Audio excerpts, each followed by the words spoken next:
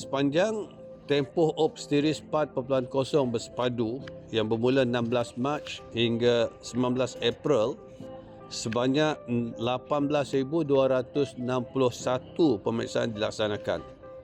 Dalam tempoh ini 320 kes pelanggaran undang-undang dan telah direkodkan.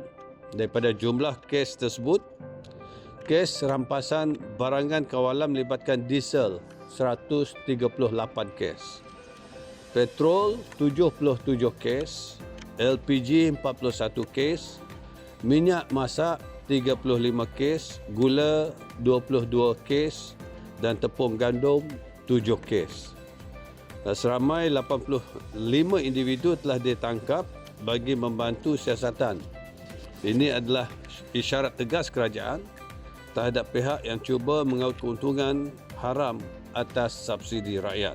Jadi kita kena secara bersama memainkan peranan sebagai mata dan telinga, menyampaikan segala maklumat supaya badan pihak penguatkuasa akan dapat mengambil tindakan yang lebih bersepadu untuk memastikan kita dapat mengekang penyeludupan.